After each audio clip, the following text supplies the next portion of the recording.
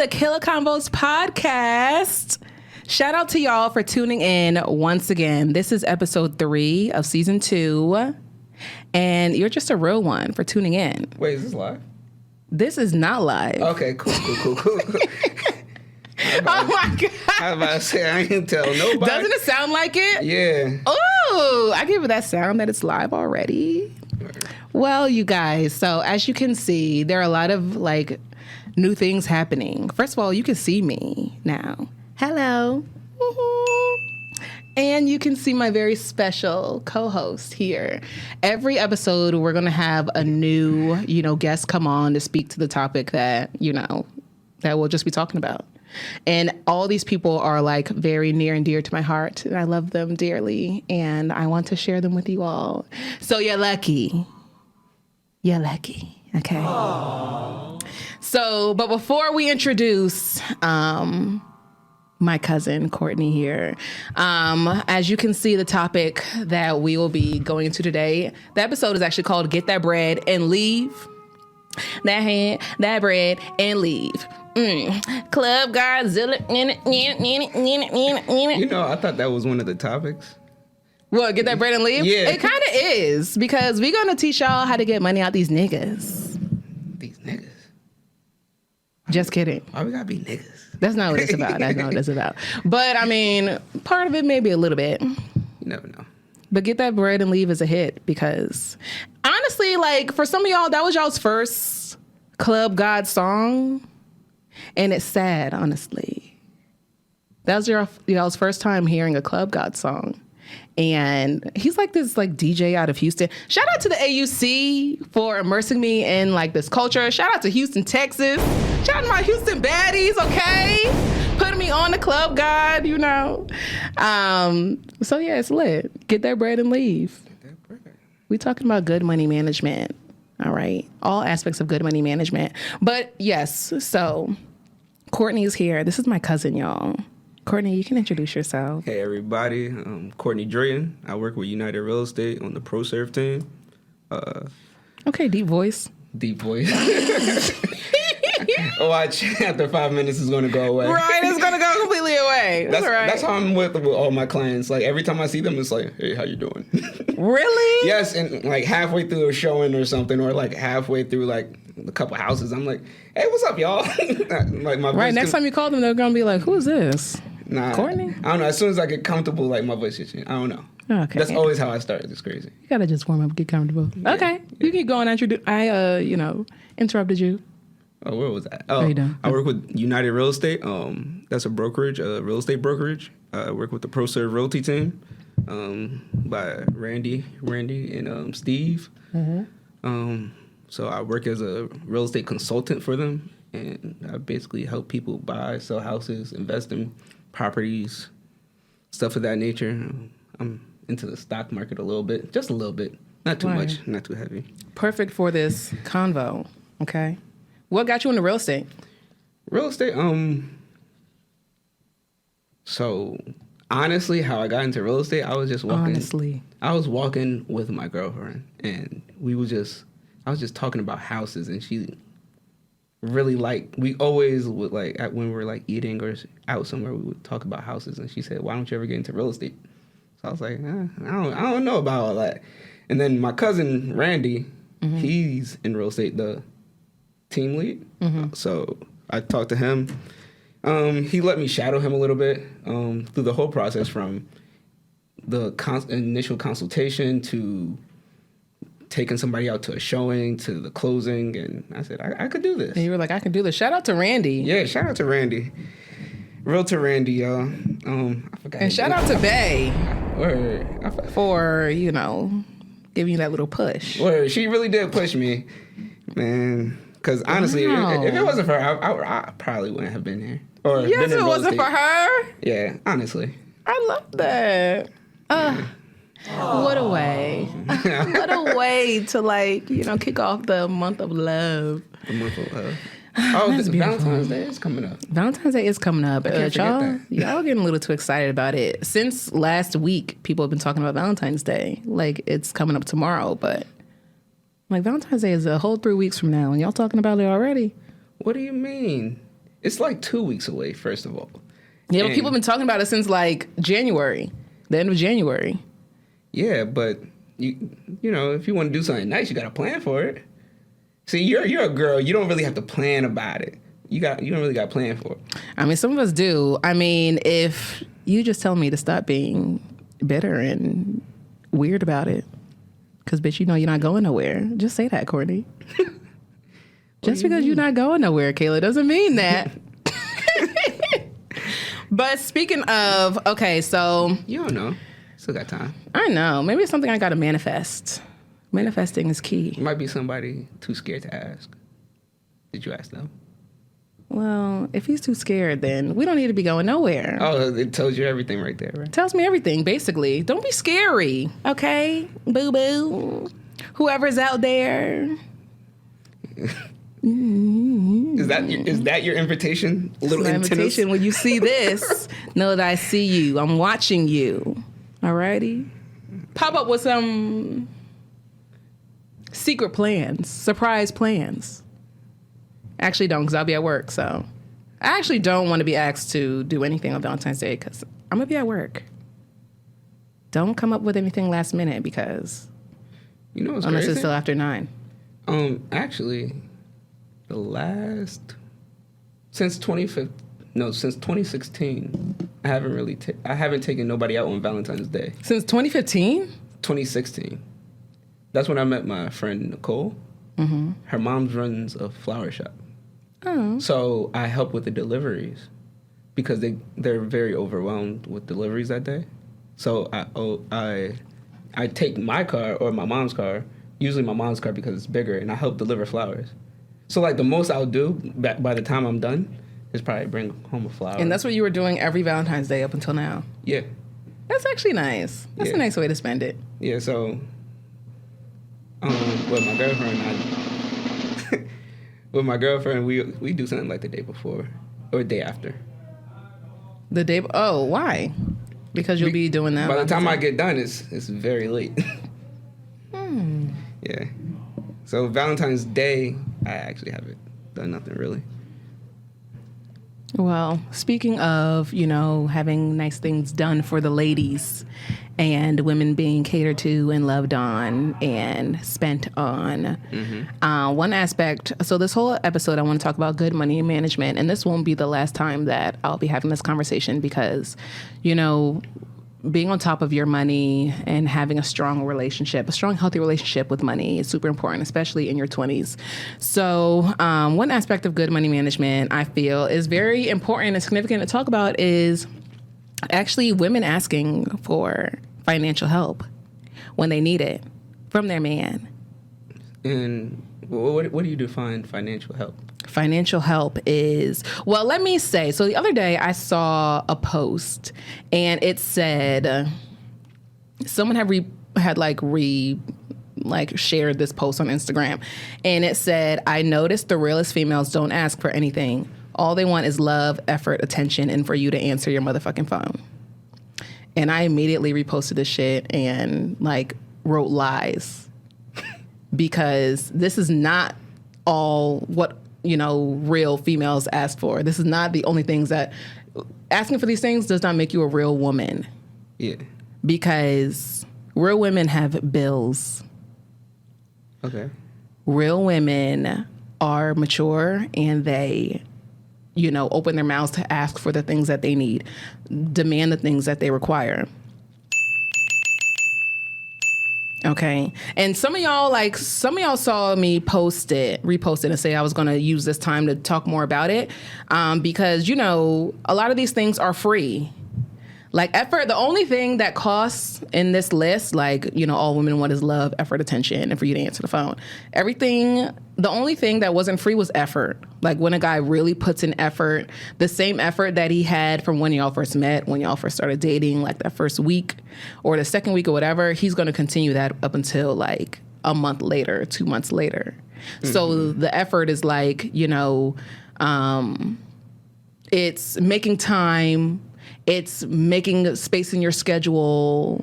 It's doing nice random things. Like you paid attention to what she likes and you're continuously doing that past week 2, week 3, Week 2, week 3? Week 2, week 3, you're doing all these things. Oh, like, man. what else did it say? Attention is free. Okay. Attention is honestly, attention. I be wanting attention, and I'm starting to learn that getting attention from dudes, it isn't shit. Answering the phone whenever you want someone to answer the phone to talk about nothing, that's free. Texting you back, sweet nothings, is free.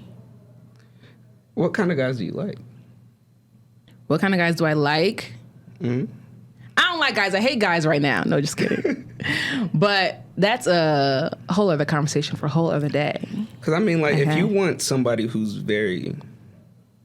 provides, you know, somebody who's going to, you know, probably eventually, if you ever have kids or ever want kids, you know, provide for your kids, somebody who's hardworking, attention is not free. Yeah. Because I could tell you, like, working real estate, I could be on the phone with you one time and be, okay, I got a call with a client.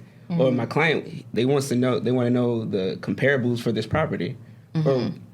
Or we put in an offer, why didn't we get this property? Mm. But I'm saying, like, anyone can give you attention. And you ask, like, anyone can give you attention. Anyone can answer the phone. Uh-huh. And it's like, if that's all real women are supposed to require, any man can do that. He may not want to do it. He may not want to text you all the time. He may not want to give you attention all the time. Yeah, and I feel like attention is also something you could fake. Yeah, that's why. Yes, like you can fake that. You can fake texting back nice things. You can fake answering the phone, because it's like you on the phone. You could be saying anything, and then it's like, oh, you answer the phone for me. He always answers the phone, and he be so busy all the time. It's like those things mean nothing. But if he is, like, for you to be so busy, you're in real estate, you have things to do, you have contracts, and you're busy. If you are making time for somebody, still going on the dates, still taking them out to do nice things, fun things to do, like, you know, she likes to do certain things, and you still, like, set those things up, and like you're making time for her, that's effort. Yeah. So I feel like you got to establish exactly like what kind of person you are in the beginning. So if somebody tells you, you know, I'm always hustling, I'm always doing this, I'm always doing that, but they also always have time for you, something's a lie. Because when I'm working, I don't really talk to too many people. I'm a terrible texter, first of all. I'm a phone person because a lot more gets conversated during a phone call. And if I'm doing me, I'm trying to work on myself because I'm still early 20s, 23. I gotta do a lot more for myself than I can give to somebody else. So when I tell you, oh, I'm gonna call you at 7, 8 p.m. That's letting you know, okay, I didn't forget about you today. I'm busy. Yeah, I got stuff to do. So, and it's like, it doesn't have to be like these big things. Like, you don't have to give her an hour of your time, 2 hours of your time every time. Like, it's a balance of like the little things, like making it work and doing what you can, but also, knowing that like the balance is important. And we do have to make time for ourselves. We do have to, work on ourselves and like work hard right now.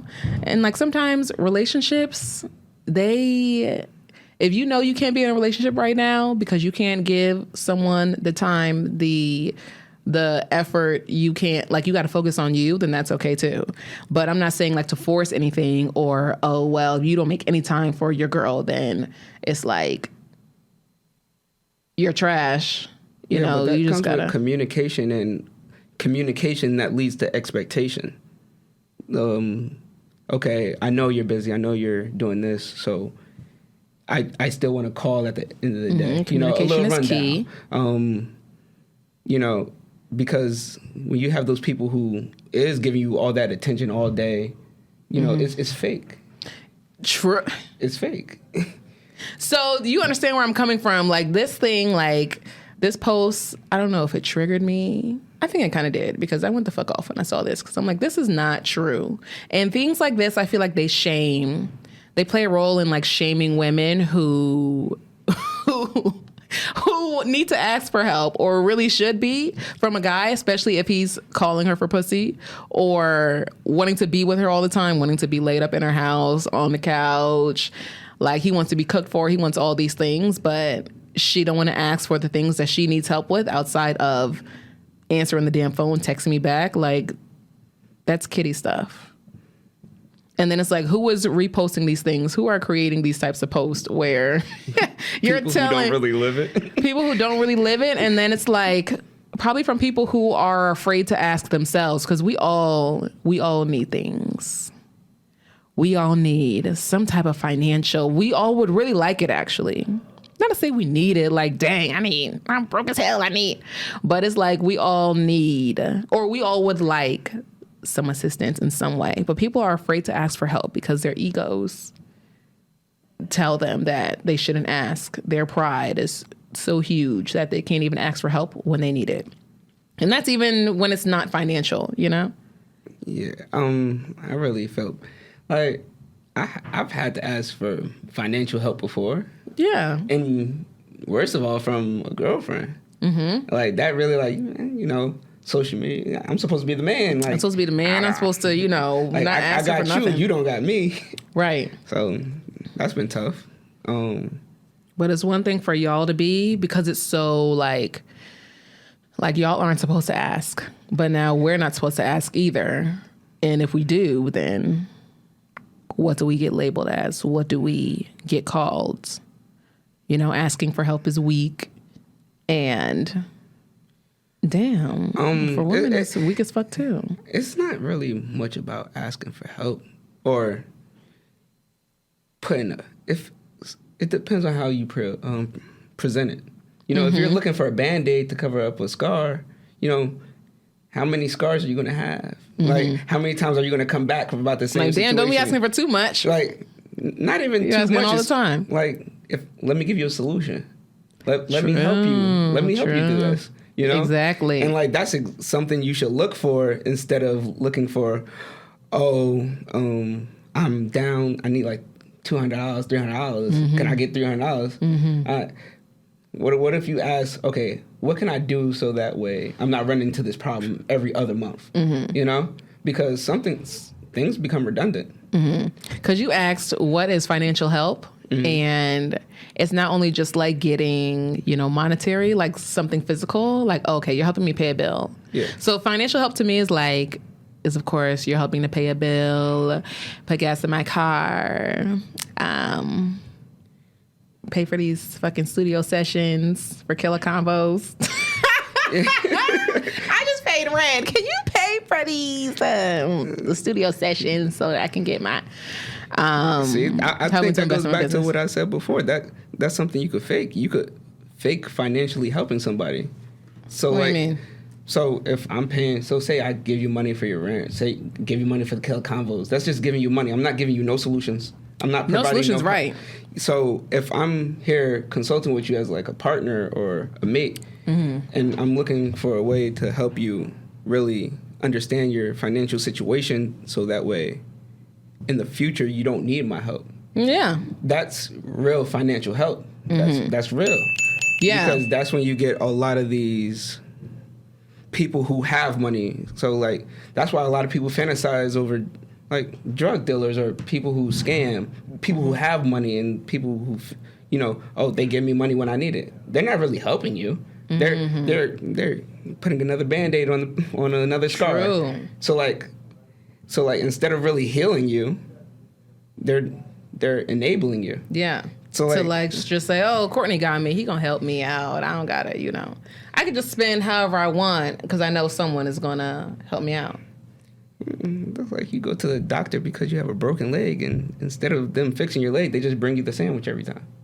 Like you're still gonna have a broken leg. Like you see what I'm saying? Like it's give me a lollipop or something. The problem didn't go away. Like so like that's something you need to be conscious about. You know, making sure that the person you're talking to or you know you're looking for financial help from is helping you, is providing you solutions to better yourself. Yeah, and that definitely is another part of financial help is like getting guidance, getting advised on how I can, how I can like build multiple streams of income. So I'll be able to pay for rent and to afford like investing in my business and, pay for my car and all that kind of stuff. So how can I do those things? How can I, save and budget better? Like that's very important money management. It's like knowing how to save, knowing how to budget, knowing how to look at your expenses and, not just spend frivolously because you have actual bills coming up.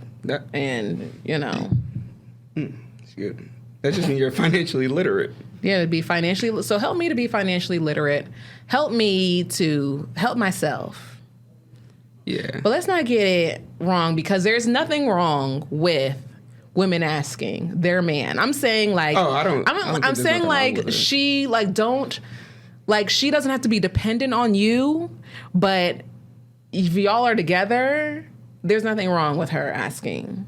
And I feel like this is like a young thing. Like this isn't something that needs to be like, to, what do you call it? Overanalyze, because in like real relationships, this isn't even a conversation.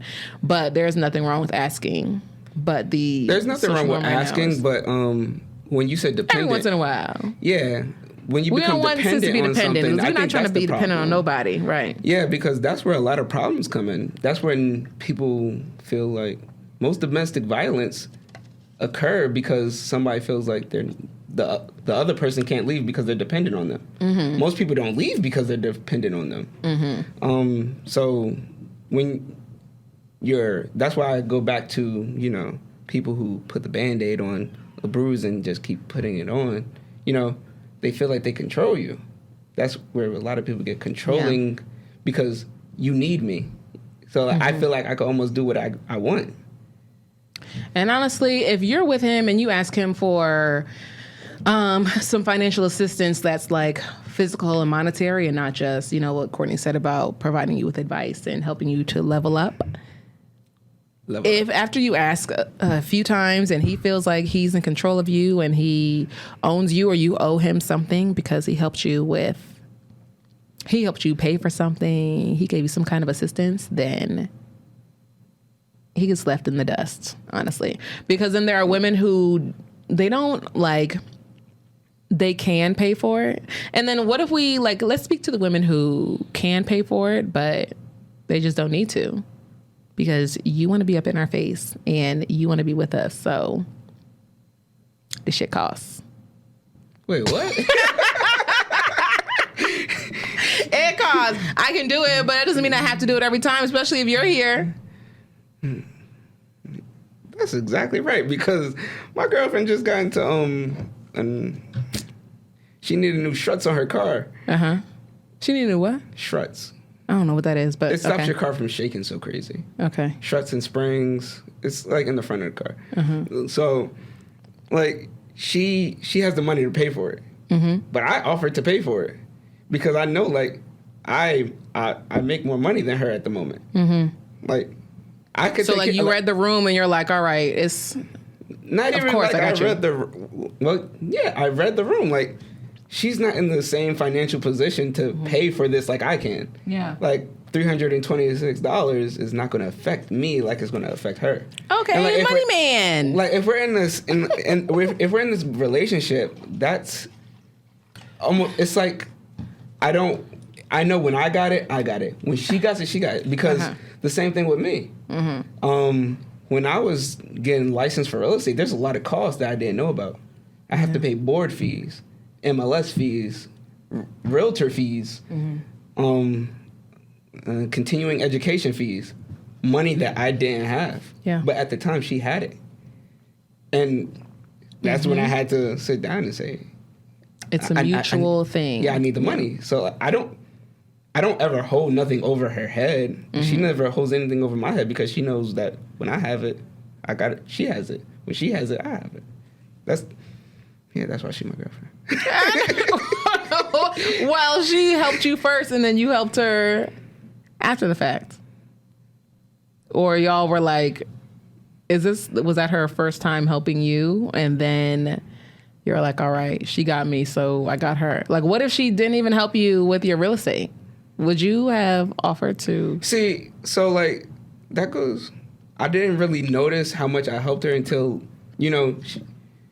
I asked her for the money. She I was like, I was telling her, like, I don't really feel good about this. She was like, what do you mean? Like, you have a car, you drive me from... Yeah, you help her in other ways that I help her in other ways that I didn't even think about. Yeah. Like, how much I drive her around, like, getting groceries for her, like, stuff I didn't really calculate. So you helped her save money because she didn't have to Uber.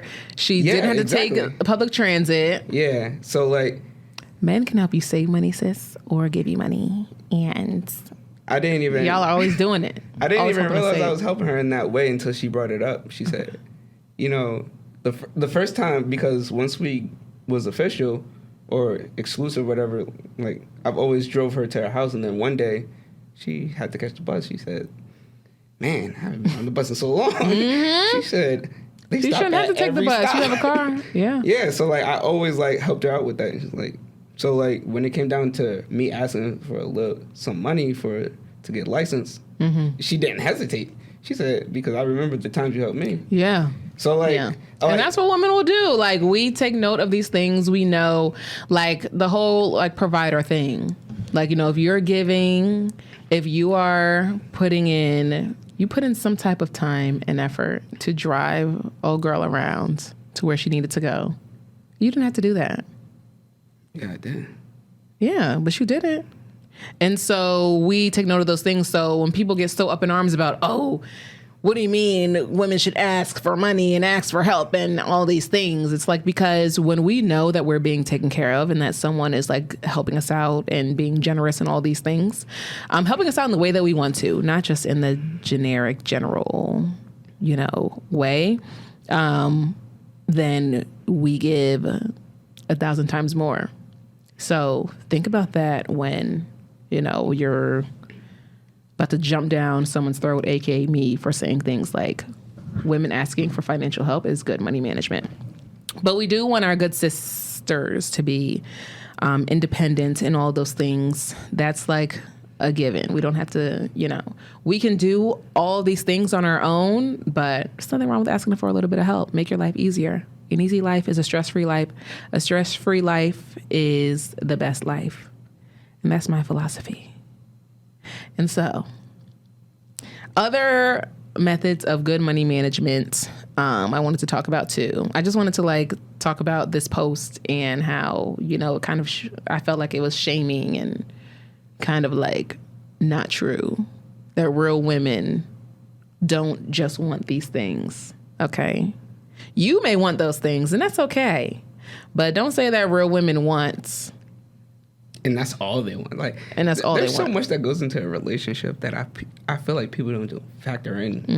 People don't even ask these questions like, do you want kids? Do you want to be millionaires when you grow up? Do you want kids? How much debt do you have? All these things. What's your ambition, your goals, your passions in life? What did Beyonce say? I forgot what she said in that song. Y'all know.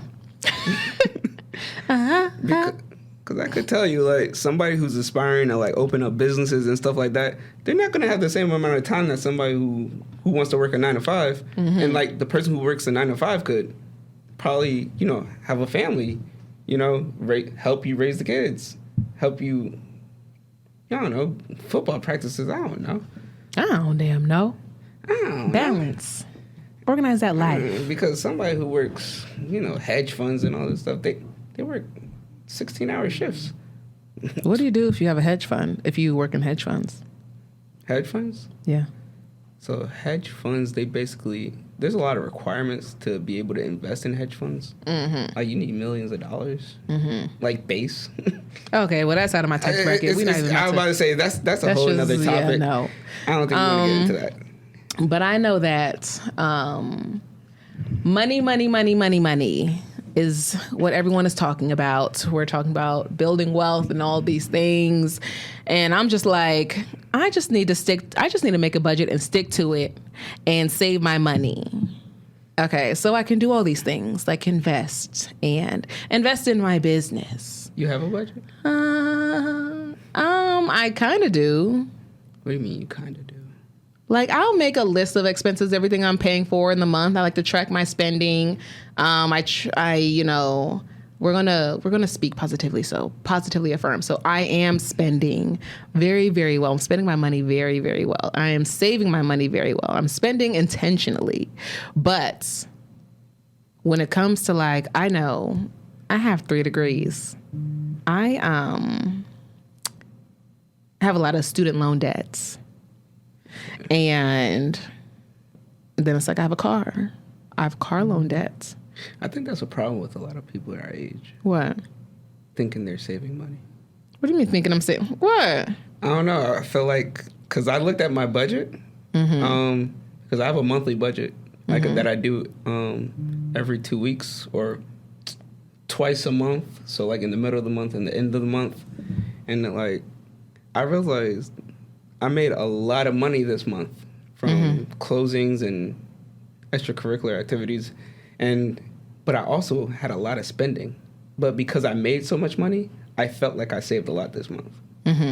So I feel like really getting into like, I have an Excel sheet that allows me to see. I do the Excel sheet too. Yeah, so I see how much, like, I spend a lot in food, like just going out.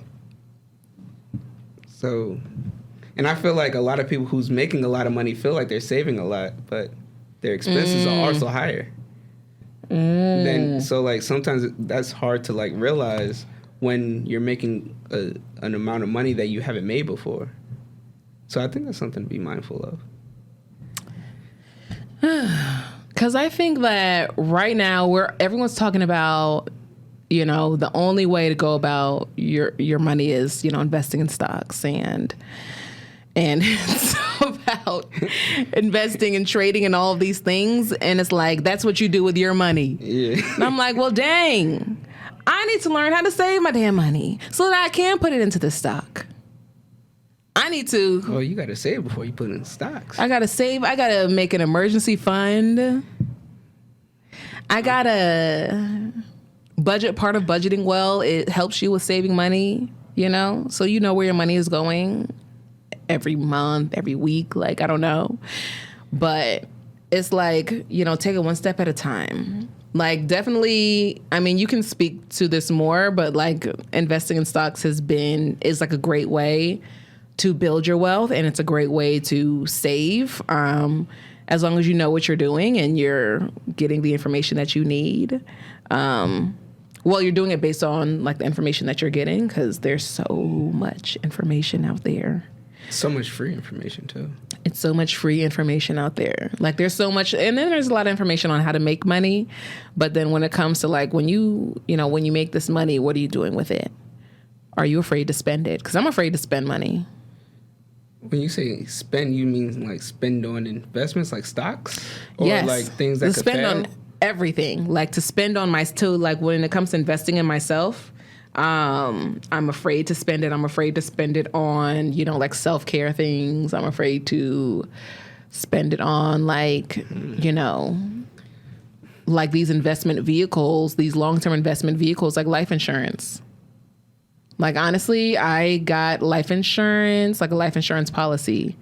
And, you know, I have to pay a certain amount a month. And the other week I called him like, yo, I can't do this every month. Like, no, you got to take me out. And then he had to like remind me about what I'm paying for, what this means for me in the long term, and like what I can get out of this. Yes. And I was like, okay, all right, I'm staying. So that was just my anxiety because of my relationship with money and just my fear of like spending my money, seeing it leave my account, and like all the emotions and feelings. So I've related to that. To bring it back to what you first talked about was investing in stocks and spending money on stocks, and really understanding like being able to save. You need to have a savings before you can have like a stock account, because you don't want to say, things are going bad, I need to pull out of my stocks, because now you're losing your position in whatever company you bought. So that's one thing. And I feel like with stocks, it's... Because I was ready to take all my money out of Robinhood the other day. Like, I was kind of up a little bit, and now I'm back to where I was, and I'm like, this is dumb. Like, I'm going to keep my money in a mobile app, And I'm supposed to just watch this money in this app for 10 years, and it's supposed to be, I'm supposed to like get a fortune. It just seems so informal because it's in a mobile app. So I was like psyching myself out, like I'm gonna just pull this out. It could seem informal because they classify people who trade on Robinhood or Webull as retail traders, people who have real easy access because usually financial advisor, sometimes they have minimums of $25,000. I know Merrill Lynch, I think it's like $250,000. Oh my gosh. Yeah, depending on the situation, but they have such big requirements for you to invest in the stock market that a lot of people fear from it. So Robinhood and Webull provide a service where I could say, regular people can. Yeah. You know, I have $10. I could put $10 into any stock I want now because they have fractional shares. Mm-hmm. So I could have 10% of Tesla. Or $10, worth of Tesla. Didn't you have a friend who had who lost a lot of money because he pulled out of GameStop or something like that? Oh yeah, I had a friend who had, I forgot how many shares he had or how much money he had, but I know he invests anywhere between 15 to 20,000, and he invested a lot of money into GameStop when he heard about the short squeeze. He had $68. His position was at $60 to $68, something like that. And then it went up to like 120, and then it came back down, so to like 50 or something like that. He had enough money to where he lost almost like $1,000, right? So I'm gonna act like I'm following. So basically, somebody will know what you're talking about. He had 68. His position at GameStop was $68 a share, right? Let's say he had. For numbers' sake, he had 10 shares. That's $680. Now it goes up to $120, right? Oh, okay. Right, that's $1,220, right? Okay. Now it comes back down to $58. He lost money because now his position in that company is valued at $580 instead of $680, right? Okay. So he sells because he feels, because you don't have to even be really into stocks to know that GameStop is not doing well. They're not growing. They're not doing too much. People even speculate they're going to go bankrupt soon. So even after all this. I'm saying before this. Oh, before all this. Before all this mayhem and chaos. That's kind of cool. He was like in it before they just randomly put all this money into it, and then it became a big thing. Even at $68, people knew that GameStop was going up because of the short squeeze. Because GameStop, you look at a year ago, was valued at $4. So, he pulled out. Well, where are the people who made money off of GameStop? There's a lot of people who made money off GameStop. Because they're talking about, they're keeping a lot of us from, making money off of it. But where are the people who had it, stayed in it, and then they're like millionaires or something like that? I don't know where they at. But I know that they made some money because if you, say he continued his share, after he sold after $58. Well, and you're watching, call me to help pay for the studio time. There you go. There you go. That's all you gotta do. Okay. So basically, after it went back down to like 50, I forgot the price.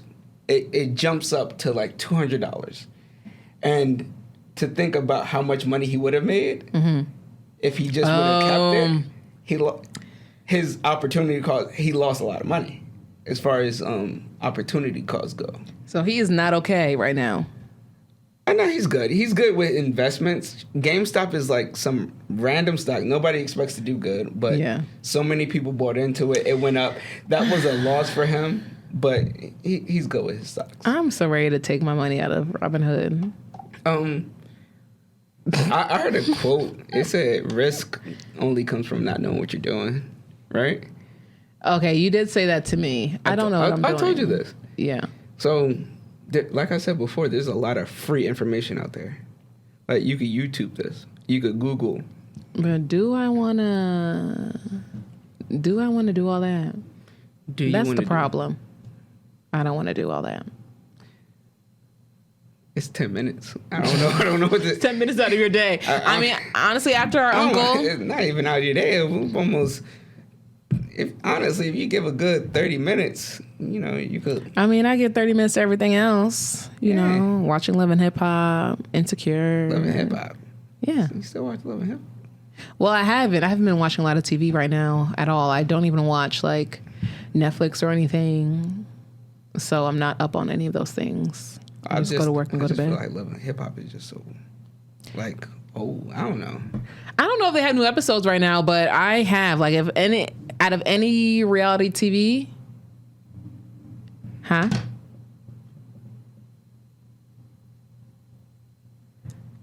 I cannot hear you. Oh, don't bring up any names?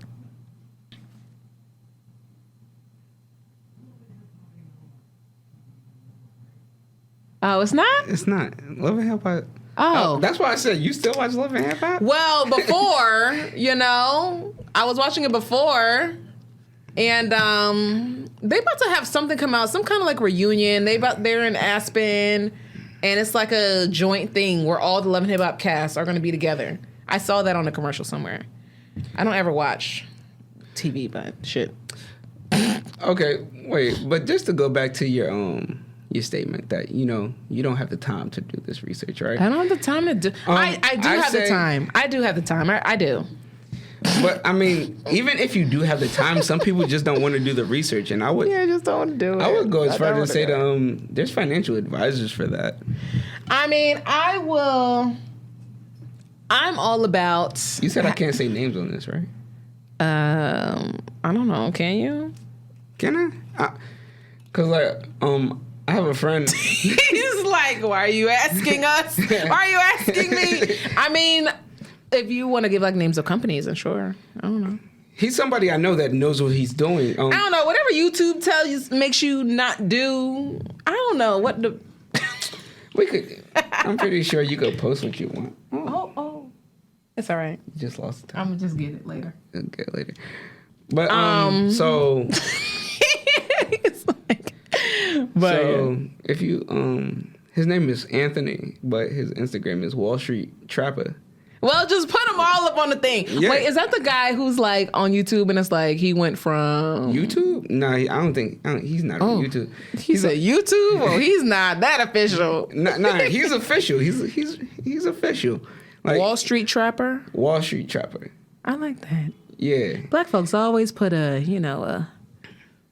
rugged, just a rugged on there. I like that Wall though. Street Wall Trapper. Street Trapper? Like, like it makes it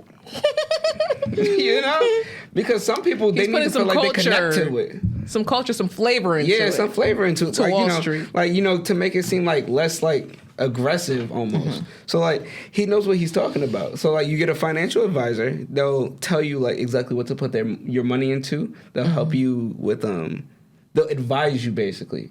They have all the information. They'll say, look, we have this company coming out we expect to jump this much. I think you should put this money into it if you're that risk adverse.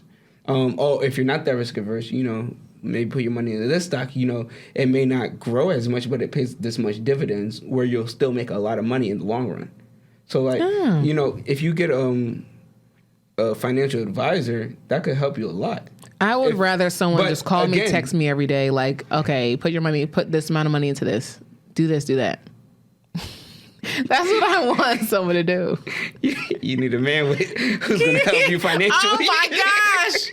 Financial help. Yes. Financial help. See, oh, babe.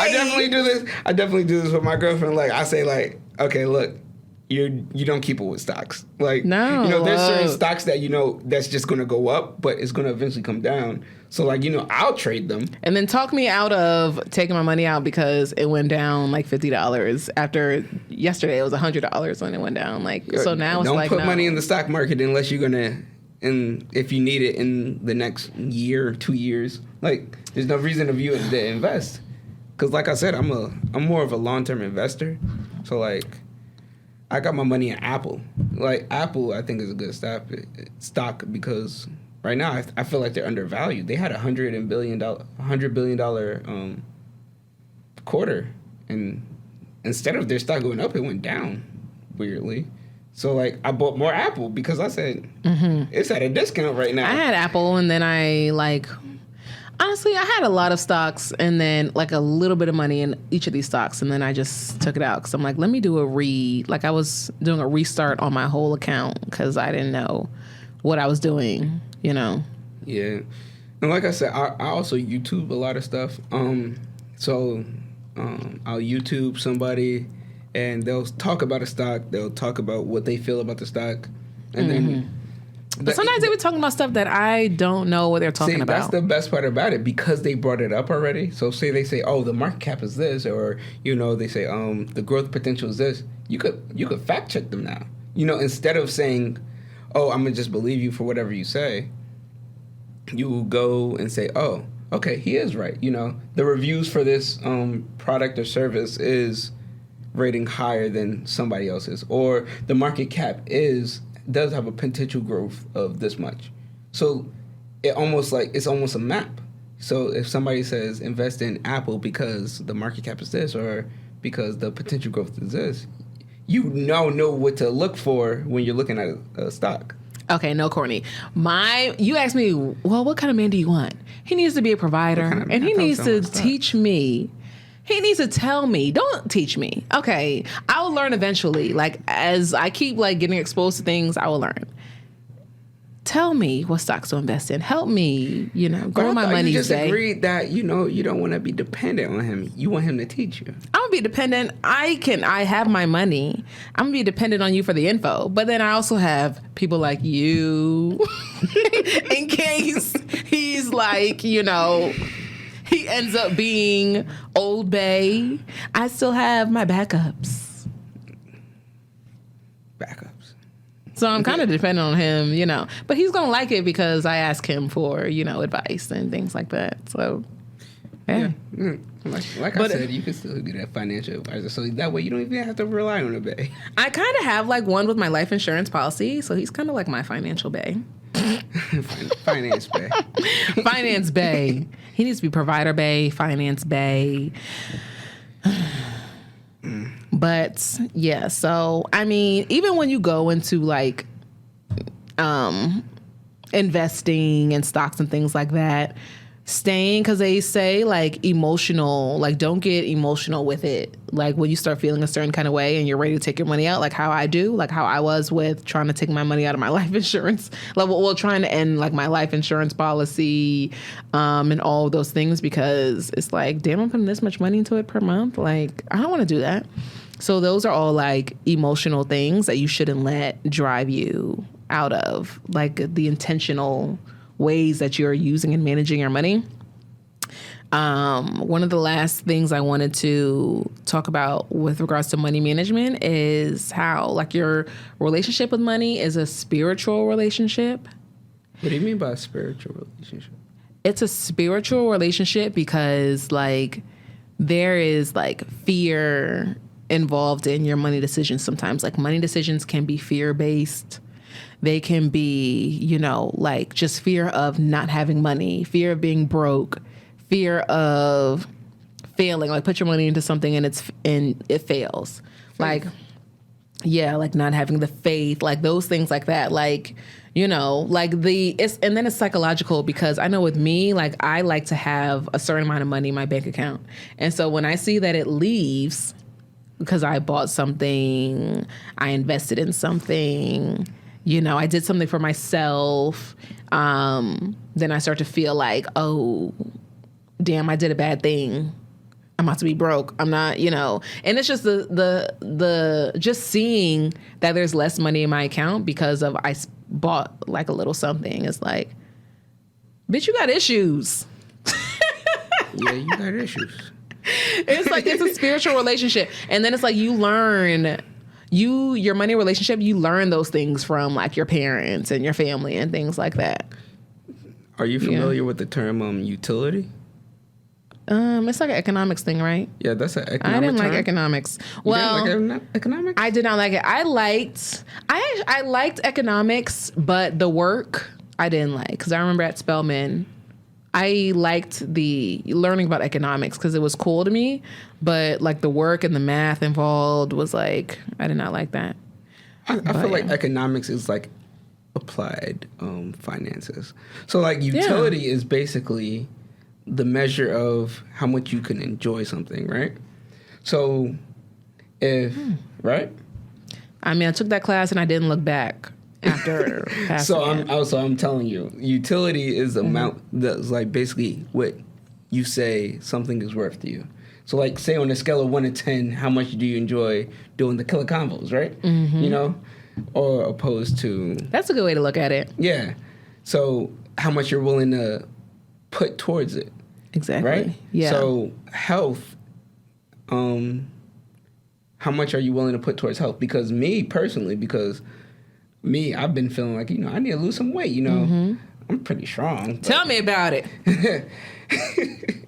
She said I'm feeling a little hefty after this. Tell me about it. I did that yearly membership. Like I was putting off like because I always wanted to do a yearly membership to this gym, to CKO.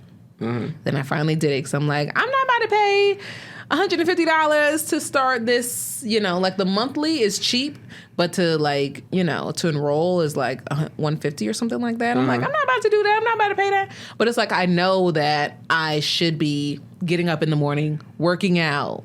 Yeah, that's exactly what I'm going for. Like I want my body to get to a certain place. So am I going to sit here and just be mad and depressed about it, or am I going to do something? So yeah, so when you it's an investment in yourself. Yeah, so when you measure your utility, so when you say stuff like skincare or clothes or going to the gym, some stuff like you see money coming out. But look at how much confidence you are able to build. Yeah. What are you getting from it? Yeah, because money is a tool. It's not meant to just sit in your account. Yeah. Because you're comfortable with seeing it there, with knowing that you're having it there. This false sense of security. Yeah, false sense of ego, honestly. Because I have such and such in my account, what does that really mean? Yeah, what are you doing? Like, what are you doing? How are you using your money to make your life better, to make more money? Yeah. Would you want to die with $100 billion in your account, or 100 billion experiences in your life? True. I was talking to my manager at my job, and I was talking to him about because he talks about he has all these businesses, and I was talking to him about wanting material things, because they always joke on people who have $1,000 clothes and $1,000 sneakers but drive a Honda or live in the projects, and I'm like, well, what's wrong with that? Because you live in the projects, you probably on Section 8, so you got money to save to buy probably on Section 8 to buy these expensive things. Like if I drive a Honda, then I have enough money to buy certain things. But he's like, no, if you want to, it's okay to treat yourself. That's all right. But, spend on experiences. If you want to spend your money on something, go on a trip, go on a vacation, take a weekend off, because those things that really matters way more when you have an experience. So he's like, take some vacations off. Don't buy something. He was talking about how his 14-year-old daughter wanted a $3,000 Chanel bag. I'm like, first of all, sis, you better start early, girl. I like that. Daughter. Yeah, I'm like, damn, she 14. But when did he get it for her? No. He was like, absolutely not. You're not going to appreciate something like that if I give you something like that. Why do you even want that? Because somebody else got it and you want it. But he's like, spend on experiences and, I love. I was just having a conversation with a friend. We was talking about our favorite kind of dates, and I was saying my favorite kind of dates is going to the do free ones. Nah. What's your favorite kind of date? My favorite kind of date is when I travel or go do something something I haven't done. I was explaining I don't like a lot of things skydiving. That sounds scary to me. But I'm not doing that. I'm pretty sure I could. I feel like I could be convinced to go skydiving. Yeah, but I feel like I can too. Yeah, the experience, of something driving with my brother. I drove to South Carolina, Virginia a couple times. And that experience of just going down there. Those are very nice. Do something for like 8 hours or 6 hours and then coming right back. Those are some of my favorite experiences. Yeah, it's all about the experiences. So it made me think differently about, it's like, why do you want to buy certain things? Why do you want to? Why are you like not hesitant to buy, like expensive clothes, but you're hesitant to put money into your business, to put money into your podcast, to, really invest in yourself. And that's all that could part be of because their experiences on social media. Yeah. Because your experience on social media, buying those expensive stuff, that provides status. Social media tells you, it's really telling you what to do. And we let it tell us what to do subconsciously. Social media is telling us how to think and telling us how to spend, how to use our money. It tells us what's right, what's wrong. It's telling us what's right and what's wrong. What do you gain from that? Exactly. What do you get out of that? That's why part of the reason why I like to use this platform to refute and challenge all of those things, like shit like what they say on posts like these. It's like, no. Think twice about the things that you're reading and the things that you're seeing, because does that really align with what your values are, and what is that really what you believe? Like, do you really believe that real women only ask for these things? I'm sure like this is not a, comprehensive like thing about what real women ask for, but is this what makes a woman real? If she asks for, if all she wants is you to answer her phone calls. That's an egotistical thing. That's an immature thing. That's a status thing. Like, I want to answer my phone calls. Like, what? Like, what are you going to do to contribute to my life? You know what I'm saying? What are you doing to contribute to my life? And that's why I say you got to pay a bill. Okay, no bill. That's contributing to my life. Bills, because shoot, help me pay a bill one month. You want to be here every day. You like being around me. You want to be here in my home, in my Caucasian home. I want to be here for you. I don't want to be. Okay. I want to be here for you, not the light bill, not the lights, but you're using my lights. Well. You using my water when you using the bathroom, flushing that toilet, washing them hands. Wow. But yes, so in conclusion, there's no more topics. It's been an hour. Oh, let's see. Oh yes, it's time for us to go. Bravery said, y'all don't gotta go home, but you gotta get the hell out. Well, you gotta go home, honestly, because we ain't got nothing else for you here. See, that's the problem, because we cousins. Like we have these kind of talks all the time. I know, but this won't be the last. This won't be the last time you're here. And I feel like a superstar. Yeah, I'm gonna just be right. I'm gonna be recycling y'all. Honestly, shout out to Called Out Kingdom for this hoodie though. Yes, this is cute. Could they see it? Yeah, they can see it. God's masterpiece. I like that. I'm gonna need that. Courtney got me a Killa Konvos hoodie. My first piece of Nelia. Nelia? Wait, can I say that? For like, is that? Or is that just a Greek thing? You already said it. Nelia. My first. Merchandise. My merch. Right, my merch. Stop, Nelia. Get some help. HBC. Okay. All right, thanks you guys. Yo, you gotta have me back on here. I am. I actually enjoyed this. I didn't know how. You'll definitely for sure. You'll be like a regular. A regular? Yeah. Or let me know. For sure. Thank you guys for tuning in. Killa Konvos. Yeah. Be back next time. Wait. How could I? Meg the Stallion, Houston Hotties. Ayo. She from Houston? Yeah. No, what? Houston Hottie, just like me.